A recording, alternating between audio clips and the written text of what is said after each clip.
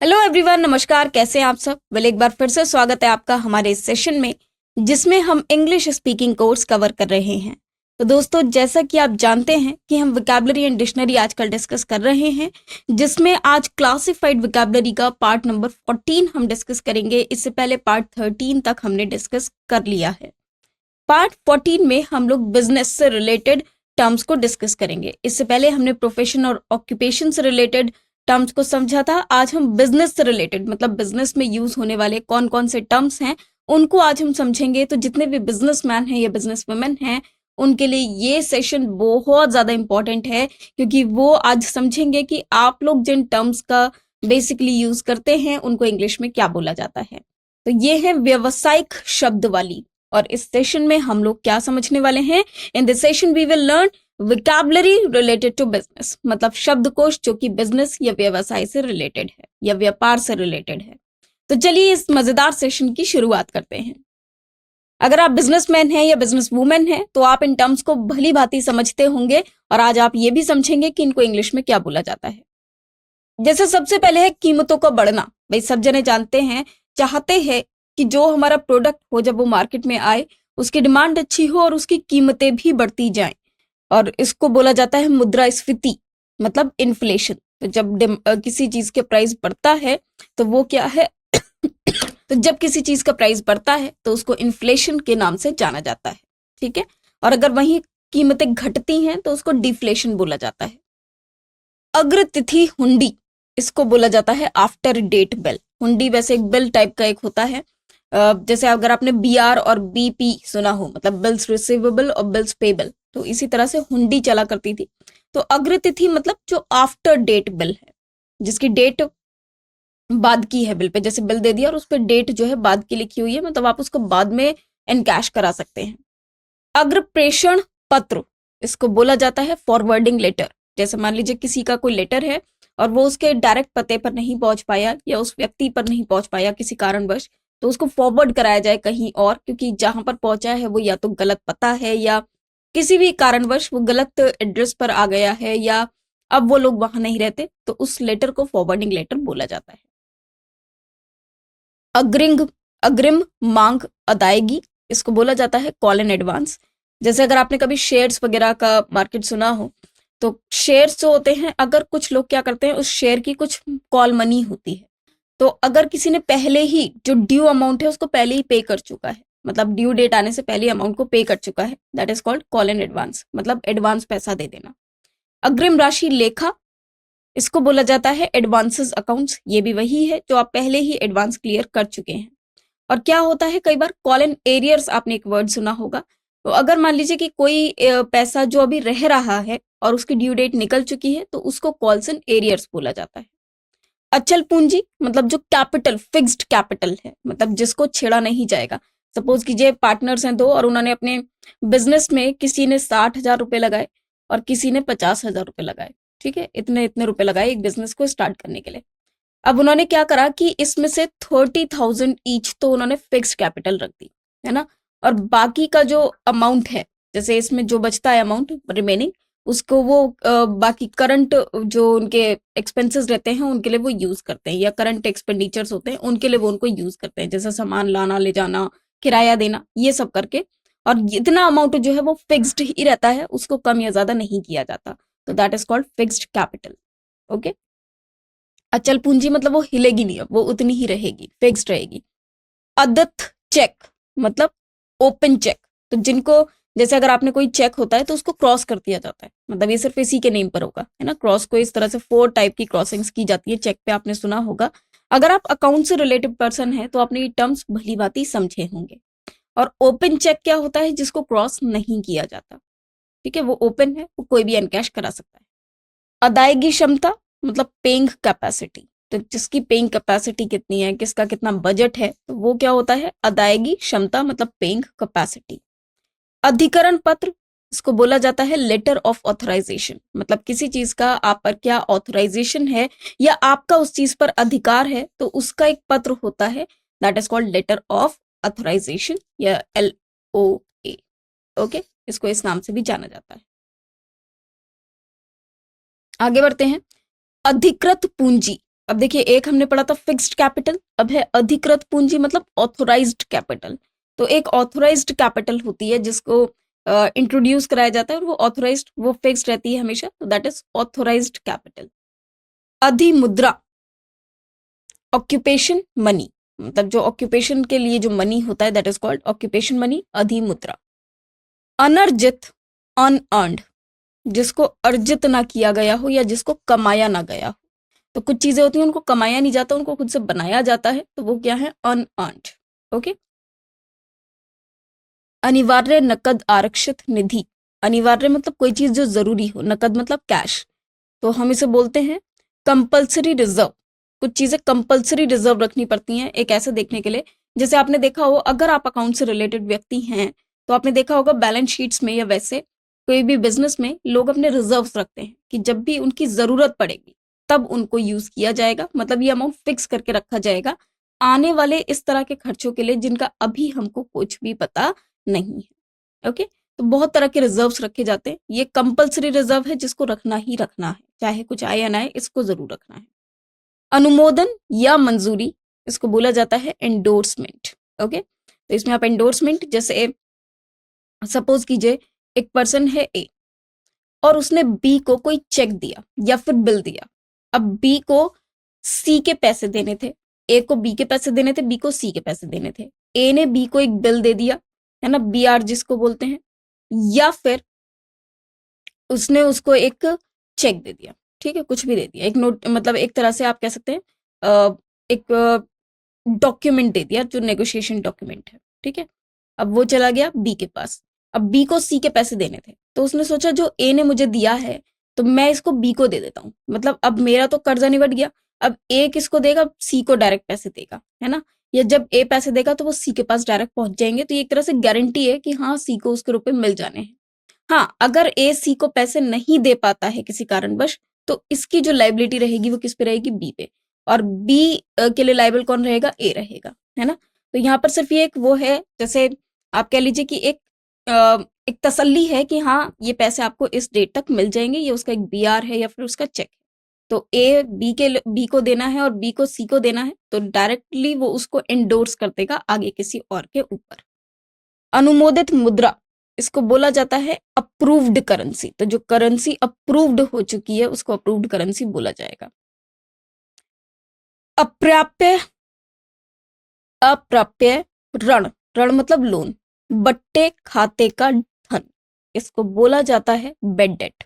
Bed date का मतलब क्या होता है, जैसे सपोज कीजिए एक व्यक्ति है ए, ओके, अब इसने बी को कुछ रुपए उधार दिए, इसने लेंड किए रुपए और बी ने इससे बोरो किए, ठीक है। अब क्या हुआ कि बी ने इसको बोला कि मैं आपको 5 मंथ्स के बाद रुपए वापस करूंगा, ठीक है, 5 मंथ्स के बाद, 5 मंथ्स का एक वो साइन हो गया कि ठीक है 5 मंथ्स के बाद रुपए दिए जाएंगे। लेकिन जब 5 मंथ्स बीते, है ना, सपोज कीजिए इन्होंने किसी भी मंथ में, सपोज जनवरी में रुपए दिए थे, अब जनवरी निकल गया, फेब निकल गया, मार्च, अप्रैल, मई, मतलब मई में रुपए दिए जाने थे, ठीक है, या मई के भी चलो उन्होंने कहा जून में दे देंगे, ठीक है, जून में रुपए दिए जाने थे। अब क्या हुआ कि जो बी है ये दिवालिया घोषित हो गया या फिर ये भाग गया, है ना, ये यहाँ पर ही नहीं है शहर में, ये कहीं भाग गया।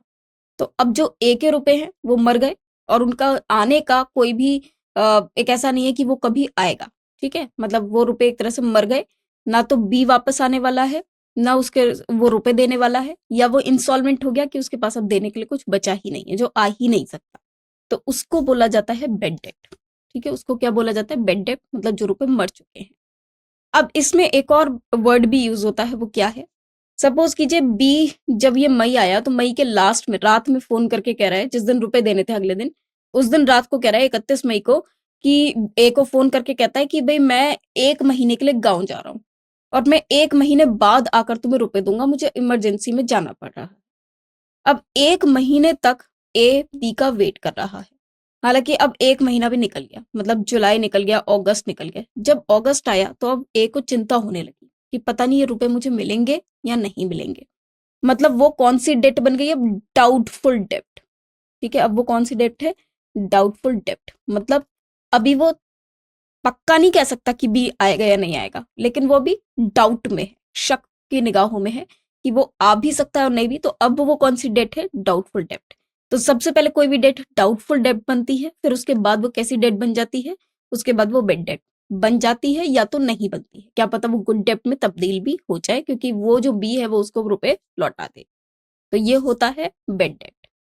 अप्राप्य अप्राप्य ऋण लेखा, तो इसको बोला जाता है बेड डेट अकाउंट। तो लोग क्या करते हैं, अपना बेड डेट अकाउंट बनाकर चलते हैं कि इतने रुपए हैं जो हमारे मर चुके हैं, मतलब वो हमारा लॉस है।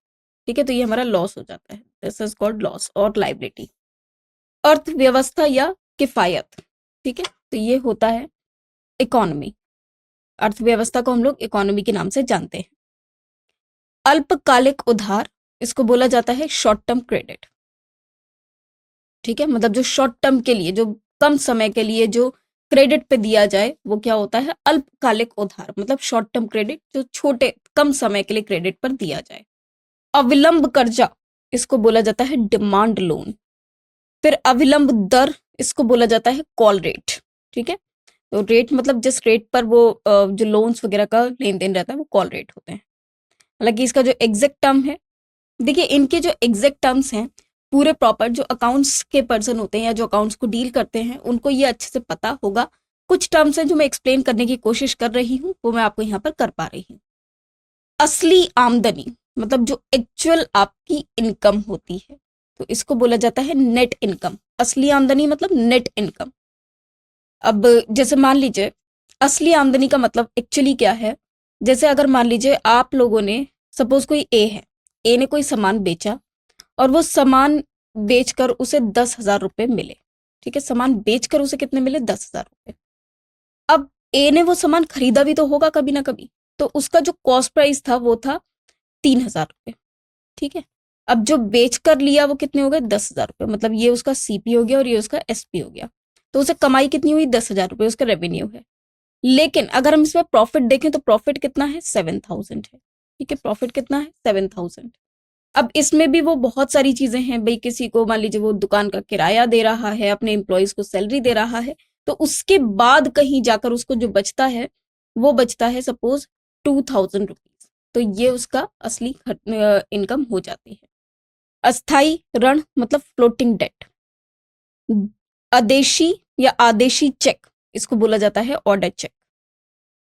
आपाती उधार मतलब इमरजेंसी क्रेडिट। ठीक है, तो अगर आप कोई भी बिजनेस रिलेटेड या अकाउंट्स रिलेटेड वर्क करते हैं तो आपको इन टर्म्स को इजीली पता होगा कि इनको क्या, मतलब इनका मीनिंग क्या होता है।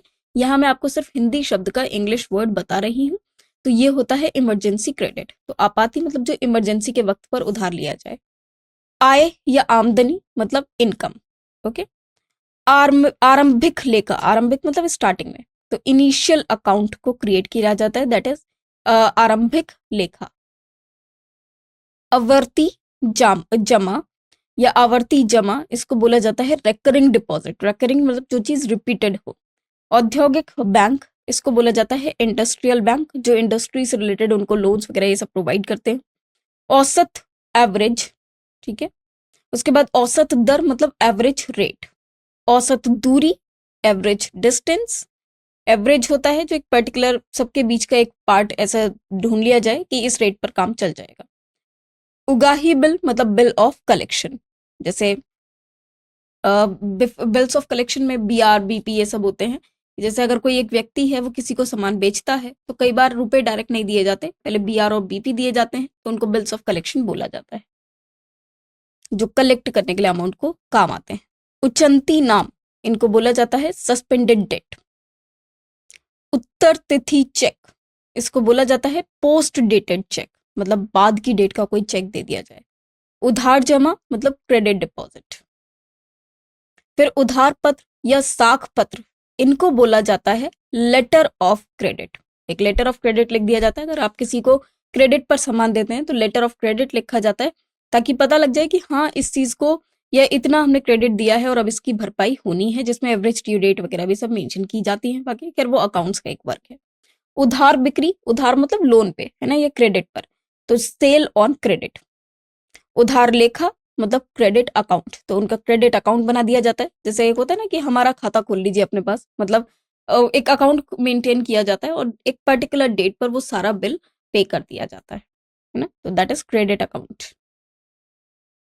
उधार ऋण या फिर ऋण, तो उसको क्रेडिट बोला जाता है या लोन बोला जाता है। ऋण, सॉरी, ये ऋण है, तो ऋण को हमारा, ये ऋण नहीं है, ये ऋण है, ऋण का मतलब होता है लोन। उपभोक्ता, कंज्यूमर, ठीक है, एक व्यक्ति होता है कंज्यूमर और एक होता है कस्टमर, ठीक है। तो ये दोनों ही हमारे उपभोक्ता हैं। हालांकि कस्टमर कोई भी व्यक्ति हो सकता है, कंज्यूमर जो डायरेक्ट कंज्यूम करेगा, है ना, मतलब जो सामान को यूज करेगा। जैसे टूथपेस्ट है, तो जो व्यक्ति जाकर इससे पेस्ट करने वाला है, तो वो कौन है? कंज्यूमर है। लेकिन कस्टमर कोई भी हो सकता है, क्या पता वो उसको खरीद कर आगे बेच दे, तो वो भी कस्टमर है। तो अगर मैन्युफैक्चरर, होलसेलर देखें, रिटेलर देखें, तो रिटेलर और होलसेलर्स भी एक वक्त पर कस्टमर होते हैं, लेकिन जो कंज्यूमर है वो फाइनल प्रोडक्ट को लेकर यूज करता है। उपभोक्ता और माल या उपभोक्ता माल, consumers good, okay, goods, sorry, it is not good, consumers goods. कच्ची बही, इसको बोला जाता है रफ डे बुक। मतलब एक तो होता है, एक मेंटेन करते हैं आप अकाउंट्स को, और एक ऐसे रफली लिख दिया जल्दी जल्दी, है ना, क्योंकि बहुत सारे दुकान पे सब लोग हैं, तो कभी कभी आपने देखा होगा कि ऐसे रफली कोई नोट करता रहता है और बाद में बैठकर उनके अकाउंट्स को मेंटेन करता होगा एक पर्टिकुलर टाइम पर। तो वो एक रफ डे बुक होती है जिसमें बस नॉर्मली सारी चीजें डेली के बेसिस पर लिख दी जाती हैं। फिर एक पर्टिकुलर टाइम पर, या तो उसी दिन रात में या फिर हफ्ते दर, उनके जो अकाउंट मेंटेनेंस हैं वो सब लोग क्या करते हैं, उनको अकाउंट्स को मेंटेन करते हैं। कम से कम कीमत, बॉटम प्राइस, कमाई या उपार्जन, अर्निंग को बोला जाता है, जो कमाई होती है। कर्जा चालू करना, इसका मतलब है फ्लोटेशन। कर्जा शेष, इसका मतलब है लोन बैलेंस।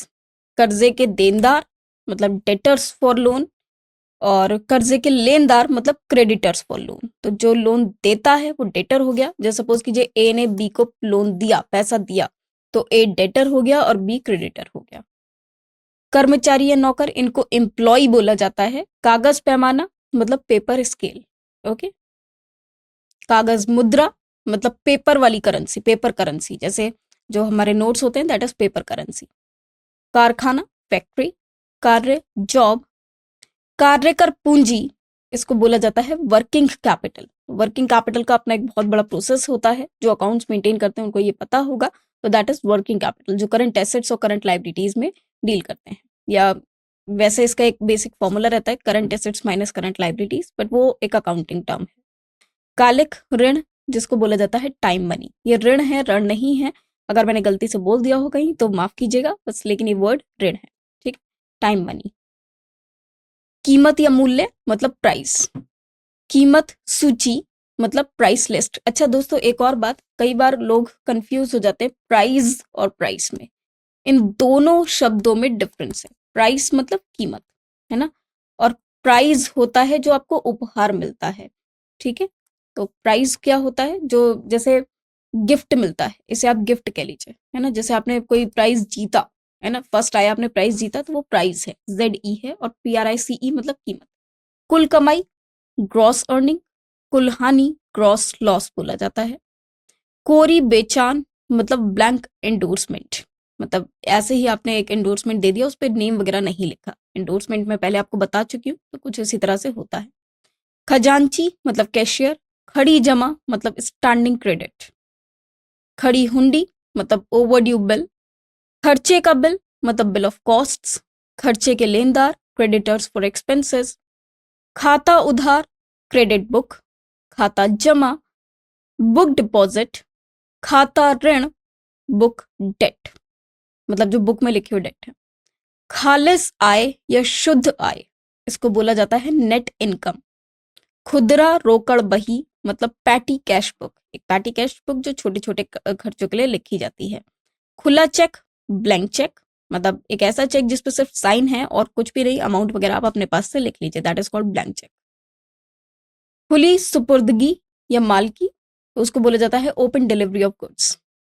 खुले पन्नों का खाता मतलब loose leaf ledger, okay, loose leaf ledger इसको बोला जाता है। खुली हुंडी, lost bill of exchange. Bill of exchange में ही आपके BPBR और बिल ऑफ कलेक्शन इंक्लूड होते हैं। ये ग्राहक है, ठीक है, ग्राहक नहीं, ग्राहक होना चाहिए, तो ग्राहक होते हैं कस्टमर, ओके। ग्राहक खाता, सेल्स लेजर, और ग्राहक लेखे मतलब कस्टमर्स अकाउंट। घटत बढ़त, दोलन, इसको बोला जाता है फ्लक्चुएशन। ओके, जो फ्लक्चुएट करती रहती है मतलब घटती बढ़ती रहती है। चल उधार मतलब रिवॉल्विंग क्रेडिट। चल प्रभार फ्लोटिंग चार्ज। चालू उधार रनिंग क्रेडिट। चालू कर्जा करंट लोन। चालू जमा करंट डिपॉजिट। चालू लेखा चालू खाता, इसको करंट अकाउंट के नाम से हम जानते हैं, जो बेसिकली बिजनेसमैन को ओपन कराना जरूरी है। चार्टर्ड लेखाकार मतलब चार्टर्ड अकाउंटेंट, तो जो चार्टर्ड अकाउंटेंट होते हैं, सीए जिनको आप बोलते हैं, तो सीए को हिंदी में क्या बोला जाता है? चार्टर्ड लेखाकार। चकाई हुंडी, इसको बोला जाता है डिस्चार्ज्ड बिल। चुका कर्जा, इसको बोला जाता है डिस्चार्ज्ड लोन। चेक जमा निक्षेप चेक डिपॉजिट। जमा करना क्रेडिटिंग। जमा कॉपी पेइंग इन बुक। जमा खाता डिपॉजिट लेजर। जमानती हुंडी बिल एज सिक्योरिटी। फिर जमा पर्ची होती है पेइन स्लिप। जमा पत्र क्रेडिट नोट।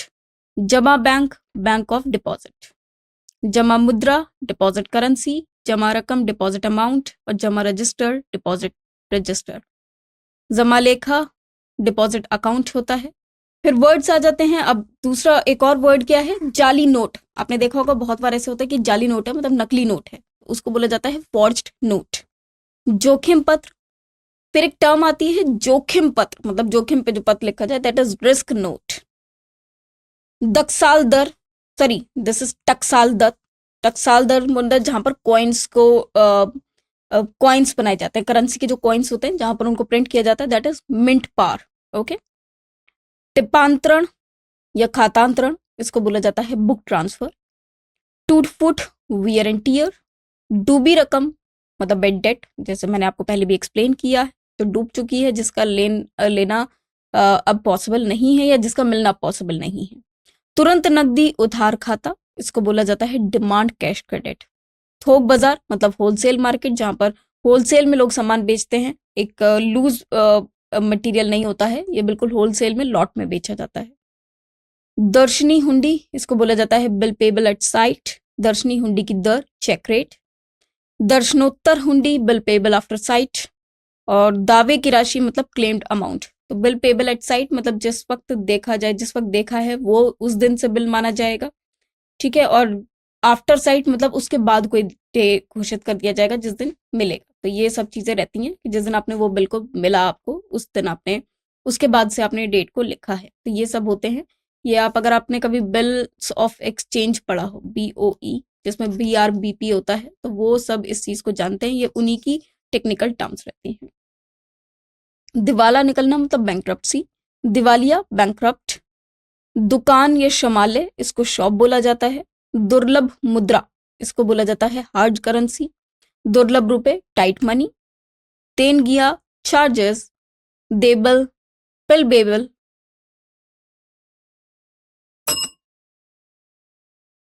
देबल मतलब बिल पेबल, जिसको आप BP भी बोलते हैं, जिसका ऑपोजिट BR होता है, जिसको हम बिल रिसीवेबल बोलते हैं। दे बैंक लेखा पेबल बैंक अकाउंट। देशी बैंक। Indigenous bank. धनादेश, इसको बोला जाता है ड्राफ्ट। नकद या नकदी रोकड़ कैश होता है। नकद उधार कैश क्रेडिट। नकद जमा कैश डिपॉजिट। नकद देन कैश पेमेंट। नकद पर्ची कैश मेमो। नकद बट्टा, इसको बोला जाता है कैश डिस्काउंट। नकद मूल्य कैश वैल्यू। नकदी अग्रदान कैश इम्प्रेस्ड।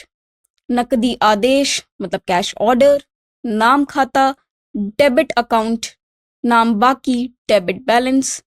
नकली रकम निकाली रकम, इसको बोला जाता है विड्रॉन अमाउंट, मतलब जिसको निकाला गया हो। निकासी काम उत्पादन मतलब आउटटर्न। निकासी एजेंट क्लियरिंग एजेंट। निधि मतलब फंड। निधिबद्ध कर्जा फंडिंग लोन। नियत कार्य लागत खाता, इसको बोला जाता है जॉब कॉस्ट लेजर। नियत दर, इसको बोला जाता है फिक्स्ड रेट। नियत निधि अलॉटेड फंड। नियत प्रभार मतलब फिक्स्ड चार्जेस। निर्माता का छाप, इसका मतलब होता है मेकर्स ब्रांड।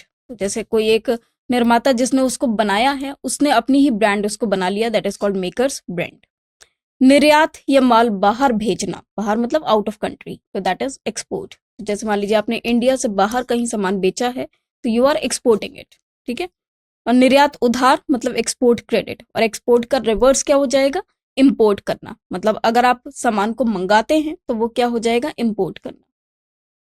निर्यात कर मतलब एक्सपोर्ट ड्यूटी, कर मतलब टैक्स, है ना, और जो बाहर बेचने पर सामान जो ड्यूटी मतलब टैक्स दिया जाता है उसको एक्सपोर्ट ड्यूटी के नाम से जाना जाता है। निरी हुंडी क्लीन बिल, निर्मुक्त दिवालिया मतलब डिस्चार्ज्ड बैंकरप्ट। निलंबित लेखा या उच्चंती लेखा, इसको बोला जाता है सस्पेंस अकाउंट। निवल आय व्यय लेखा, इसको बोला जाता है नेट रेवेन्यू अकाउंट। निवल उत्पादन नेट प्रोडक्शन, निवल कमाई नेट अर्निंग, निवल बिक्री नेट सेलिंग या सेल। पड़ताल रजिस्टर मतलब चेक रजिस्टर। परिपाक तिथि, इसको बोला जाता है डेट ऑफ मेच्योरिटी, मतलब जिस दिन डेट ऑफ मेच्योरिटी आती है, अब इसके बाद इसको आपका जो पेमेंट है वो करना होता है, तो that is date of maturity. किसी भी चीज की जो मेच्योरिटी की डेट हो सकती है, ठीक है, कोई पॉलिसी की भी डेट ऑफ मेच्योरिटी हो सकती है। परिमित साझेदार लिमिटेड पार्टनर। पत्रक लेटर कार्ड, प्रतिबंधी रिस्ट्रिक्टिव ड्यूटी। प्रत्याभूति पत्र मतलब लेटर ऑफ गारंटी, गारंटी मतलब जो व्यक्ति गारंटी देता है तो उस लेटर ऑफ गारंटी देता है। प्रभार खर्च या व्यय तो चार्ज होता है। प्रलेख पर अदायगी, इसको बोला जाता है कैश अगेंस्ट डॉक्यूमेंट्स। प्रलेख हुंडी डॉक्यूमेंट्री बिल। प्राप्त हुंडी बिल रिसीवेबल, जैसे मैंने बताया था बीपी होता है, ऐसी बिल रिसीवेबल मतलब बीआर होता है, ठीक है। प्राप्ति और अदायगी लेखा, इसको बोला जाता है रिसिप्ट्स एंड पेमेंट्स अकाउंट। प्राप्तियां आए रिसिप्ट्स या रिसिट्स इनको बोला जाता है, इसमें पी साइलेंट होता है तो रिसिट्स आप इनको बोलते हैं। प्रार्थना पत्र एप्लीकेशन। पिछला हिसाब मतलब अकाउंट रेंडर्ड।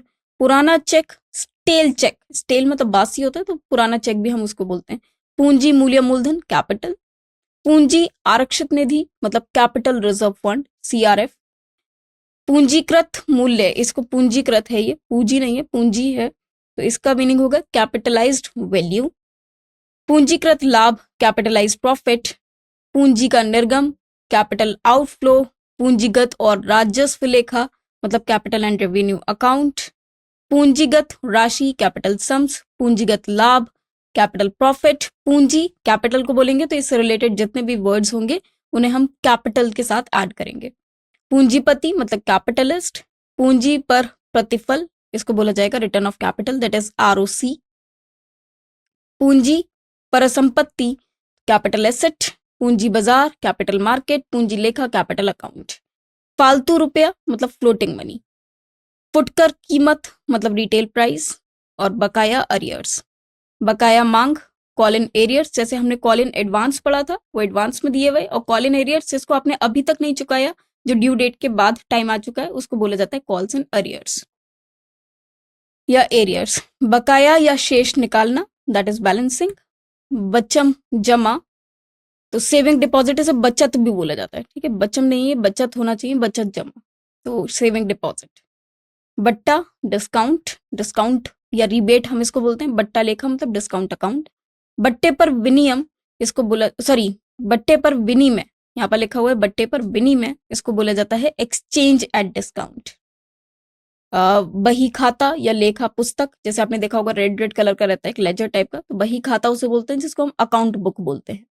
बाकी शेष बकाया बैलेंस। बाकी या शेष निकालना दैट इज बैलेंसिंग। बाजार कमोडिटी मार्केट, कमोडिटी मतलब जो भी आपकी प्रोडक्ट है जिसको बेचा और खरीदा जाता है। बाजार मूल्य मार्केट प्राइस। बाहरी चेक आउटस्टेशन चेक। बिक्री का माल मतलब स्टॉक इन ट्रेड। बिक्री खाता सेल अकाउंट या सेल्स अकाउंट। और बिक्री बिल बिल ऑफ सेल। बिना मूल्य फ्री ऑफ चार्ज। बीता कर्जा एक्सपायर्ड लोन। बीमा इंश्योरेंस। बेचान करता मतलब एंडोर्सर। बेचान चेक एंडोर्स्ड चेक। बेजमानती कर्जा मतलब कैश लोन। फिर है बेमियादी कर्जा, इसको बोला जाता है मॉर्निंग लोन, याद रखिएगा बेमियादी कर्जा ये बहुत इंपॉर्टेंट टर्म है, इसका मीनिंग होता है मॉर्निंग लोन। बैंक अदायगी मतलब बैंकर्स पेमेंट, ओके। बैंक आदेश बैंकर्स ऑर्डर। बैंक उधार बैंकर्स एडवांस। बैंक उधार जमा बैंक क्रेडिट। बैंक दर बैंक रेट। बैंक दर का घटना या बढ़ना तो उसको बोला जाता है manipulation of bank rate, okay. Bank प्रभार बैंक चार्ज। बैंक बंधक बैंकर्स मॉर्टगेज। बैंक रोकड़ मतलब बैंक कैश, बैंक लेखा बैंक अकाउंट, बैंक लेख मांग बैंक कॉल, बैंक व्यवस्था बैंकिंग स्ट्रक्चर, बैंक ऋण बैंक ऋण इसको बोला जाता है बैंकिंग डेट, और बैंक ऋणधार तो इसको बोला जाता है बैंकर्स सिक्योरिटी। भागी साझेदार इनको बोला जाता है पार्टनर, जैसे बिजनेस पार्टनर्स होते हैं। मजबूत बाजार फर्म मार्केट, मजबूत मतलब फर्म जो फिक्स्ड हो। मंदे की ओर झुकाव इसे बोला जाता है bearish tendency, okay, bearish tendency या बियरिश टेंडेंसी। मध्यस्थ आर्बिट्रेटर, जो अगर मान लीजिए कोई भी झगड़ा हो जाता है तो बीच में जो व्यक्ति पड़ता है उनको आर्बिट्रेटर बोला जाता है। मंडी या बाजार या हाट इसको बोला जाता है मार्केट। मांग डिमांड, मांग कर्जा डिमांड लोन, मांग धनादेश दैट इज डिमांड ड्राफ्ट, मांग पत्र या लिखित मांग डिमांड नोट या इंडेंट इनको बोला जाता है। मांग सूचना इसको बोला जाता है कॉल नोटिस। मानार्थ अदायगी या अदायगी इसको बोला जाता है पेमेंट ऑफ ऑनर या पेमेंट फॉर ऑनर। माल सामग्री या पदार्थ इनको गुड्स बोला जाता है, ठीक है। माल भाड़ा या वहन शुल्क मतलब वाहन का शुल्क, ये वहन नहीं है ये वाहन है। जैसे अगर आपने कोई सामान बेचा तो आप किसी वाहन के थ्रू उसको बेच रहे हैं तो उसका चार्ज दिया जाता है जिसको फ्रेट बोला जाता है। माल रखने की सीमा इसको बोला जाता है स्टॉक लिमिट, मतलब यहाँ तक ही आप सामान रख सकते हैं, इसके ऊपर नहीं जाना चाहिए। मतलब एक पर्टिकुलर लिमिट बना दी जाती है स्टॉक की कि उससे ऊपर का सामान आप खरीद कर नहीं रख सकते। माल रोकड़ पुस्तक गुड्स कैश बुक। माल लेखा इसको बोला जाता है स्टॉक अकाउंट। मालिक या नियोजक इनको बोला जाता है एम्प्लॉयर। मियादी कर्जा टर्मिनेबल लोन। मियादी जमा इनको बोला जाता है फिक्स्ड डिपॉजिट। मिश्रित पूंजी बैंक ज्वाइंट स्टॉक बैंक, मतलब जैसे दो पार्टनर्स हैं उन्होंने दोनों ने आपस में उनका एक ज्वाइंट स्टॉक अकाउंट बनता है, ज्वाइंट स्टॉक बैंक भी बोला जाता है, तो मिश्रित पूंजी बैंक रहता है वो। मुआवजा प्रतिकार कंपनसेशन। मुद्दती हुंडी बिल पेबल आफ्टर डेट। मुद्रा द्रव्य या रुपया या धन इसको बोला जाता है करेंसी या फिर मनी। मुद्रा अपस्फीति मतलब डिफ्लेशन ऑफ करेंसी, स्टार्टिंग में हमने पढ़ा था अग्रस्फीति मतलब इन्फ्लेशन, और मुद्रा स्फीति अविस्फीति मतलब जिसमें डिफ्लेशन हो, तो ये इन्फ्लेशन का ऑपोजिट हो जाता है। फिर मुद्रांक शुल्क मतलब स्टैंप ड्यूटी। मुद्रा का अंतरण मतलब करेंसी ट्रांसफर। मुद्रा प्रणाली इट इज मॉनिटरी सिस्टम। मुद्रा प्रणाली, मुद्रा मतलब मॉनिटरी, तो मॉनिटरी सिस्टम मतलब जो मनी से रिलेटेड। मुद्रा मूल्य या त्रास इसको बोला जाता है डिप्रिसिएशन ऑफ करेंसी, जब करेंसी में डिप्रिसिएशन हो। मुद्रा विनिमय इसको बोला जाता है करेंसी एक्सचेंज। मुद्रा स्फीति इन्फ्लेशन ऑफ करेंसी। मूल्य ह्रास इसको बोला जाता है डिप्रिसिएशन। मूल्य हटास और लेखा तो इसे बोला जाता है डिप्रिसिएशन अकाउंट, ये भी हास है आपका, हटास नहीं, जो ऊपर वाला वर्ड है सेम वही है। यात्री साख पत्र इसको बोला जाता है ट्रैवलर्स लेटर ऑफ क्रेडिट। राजवित्त पब्लिक फाइनेंस, राशि या रकम इसको बोला जाता है अमाउंट। रुपये पर उधार इसको बोला जाता है क्रेडिट पेपर। रुपया बाजार इसको बोला जाता है मनी मार्केट। रेखित चेक क्रॉस्ड चेक मतलब जैसे आपने देखा होगा चेक में ऐसे कॉर्नर में इस तरह से क्रॉस कर दिया जाता है और लिख दिया जाता है कि किस बैंक का है या इस व्यक्ति को दिया जाना चाहिए। 4 टाइप्स ऑफ क्रॉसिंग्स होती हैं, तो that is called cross cheque. Rail तक निष्प्रभार तो ये हो जाता है फ्री ऑन रेल या FOR। रोकड़ जमा इसको बोला जाता है ओपनिंग बैलेंस। रोकड़ बही कैश बुक। रोकड़ बाकी कैश बैलेंस। रोकड़ लेखा कैश अकाउंट। रोकड़ सूची कैश स्क्रॉल। रोक सूचना नोटिस ऑफ स्टॉपेज। लाभांश बोनस। लेखा खाता या हिसाब अकाउंट, लेखा और बाकी अकाउंट एंड बैलेंस। लेखाकार अकाउंटेंट लेखा रखना मेंटेनेंस ऑफ अकाउंट। लेखा वर्ष अकाउंटिंग ईयर, ओके, एक अकाउंटिंग ईयर होता है, एक फाइनेंशियल ईयर होता है। लेखा शास्त्र या लेखा विधि इसको बोला जाता है अकाउंटेंसी, मतलब जो एक कोई भी अगर पढ़ाई करता है अकाउंट्स की या वो देखता है कि अकाउंटेंट्स जो बनते हैं वो अकाउंटेंसी को पढ़कर ही बनते हैं। लेनदार या ऋणदाता इनको बोला जाता है क्रेडिटर। लौटा चेक रिटर्न्ड चेक। व्यक्तिगत लेखा इसे बोला जाता है इंडिविजुअल अकाउंट। व्याख्या पत्र मतलब कवरिंग लेटर। व्यापारिक माल मर्चेंडाइज। व्यापारी या वणिक मर्चेंट बोला जाता है। व्यापारी लेन देन ट्रेड क्रेडिटर। और व्यवसाय पूंजी ट्रेडिंग कैपिटल। वाणिज्य बैंक, वाणिज्य मतलब कॉमर्स के लिए यूज होता है, तो कमर्शियल बैंक। वाणिज्य लेखा कमर्शियल अकाउंट। वायदा बाजार, इसे बोला जाता है फ्री मार्केट।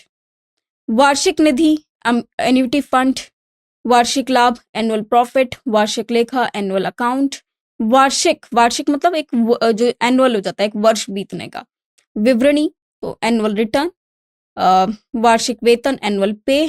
और वार्षिक शुद्ध लाभ, एनुअल नेट प्रॉफिट। वार्षिक पद्धति, एन्युटी सिस्टम। विक्रय विवरण, सेल्स अकाउंट। विकास खर्च, डेवलपमेंट एक्सपेंसेस। विक्रेता, सेल्समैन। वित्त, फाइनेंस। वित्त आभार, फाइनेंशियल ऑब्लिगेशन। वित्त दंड, फाइनेंशियल पेनल्टी। रुपया लगाने वाला व्यक्ति, फाइनेंसर। वित्तदाता, बैंक, फाइनेंशियल बैंक। वित्तदायी भागी, फाइनेंसिंग पार्टनर। वित्तीय दायिता, फाइनेंशियल लाइबिलिटी। वित्तीय नियंत्रण, जो वित्तीय नियंत्रण मतलब कंट्रोल होता है, तो उसको क्या बोला जाएगा? Financial control. देखिए वित्त वर्ड से क्या बना? फाइनेंस, तो फाइनेंशियल होगा वित्तीय, और नियंत्रण मतलब कंट्रोल। वित्तीय प्रबंध, फाइनेंशियल मैनेजमेंट।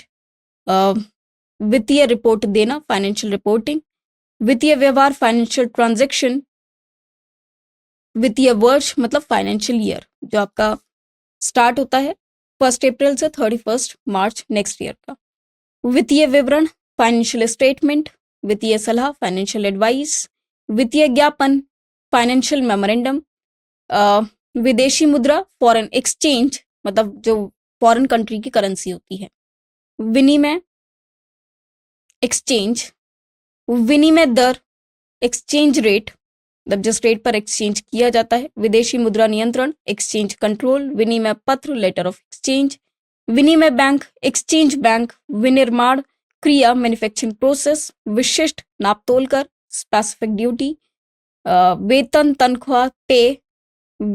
वैधता अवधि, अब ये देखिए पे के साथ हम सैलरी भी इसके लिए यूज करते हैं। Validity period. शुल्क दत्त दाम, ड्यूटी पेड प्राइस। शुल्क दे माल, इसको बोला जाता है ड्यूटीएबल गुड्स। शेयर बाजार, स्टॉक एक्सचेंज, देखना जैसे आपने सुने होंगे national stock exchange, Bombay stock exchange, तो ये डिफरेंट स्टॉक एक्सचेंज है जहाँ पर शेयर मार्केट रन करता है, ऑपरेट करता है।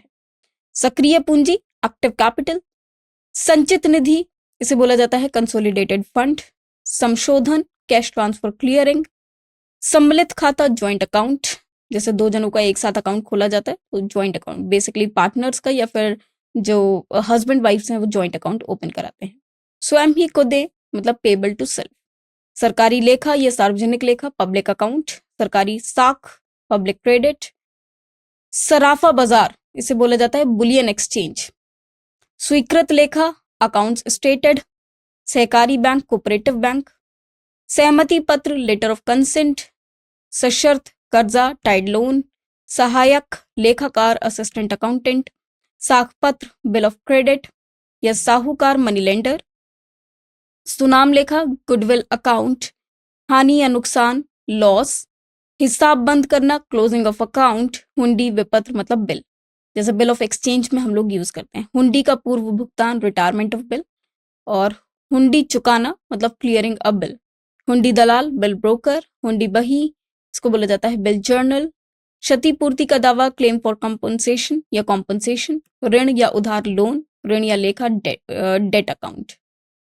तो ये हमारे सारे टर्म्स थे जो कि व्यवसाय से या व्यापार से या बिजनेस से रिलेटेड थे। आई होप कि बहुत सारे टर्म्स हैं, आपको अच्छे से याद हो जाएंगे और इनको 1 बाय 1 पढ़ना। बहुत ही अच्छे टर्म्स हैं सारे, और जो बिजनेस एक्टिविटीज में इन्वॉल्व हैं वो इन टर्म्स को बहुत अच्छे से समझ पाएंगे और उनको आज ये भी पता लगा होगा कि इन शब्दों को इंग्लिश में या हिंदी में क्या बोला जाता है। तो आई होप कि आपने ये सेशन को बहुत एंजॉय किया होगा। थैंक्स टू यू, धन्यवाद।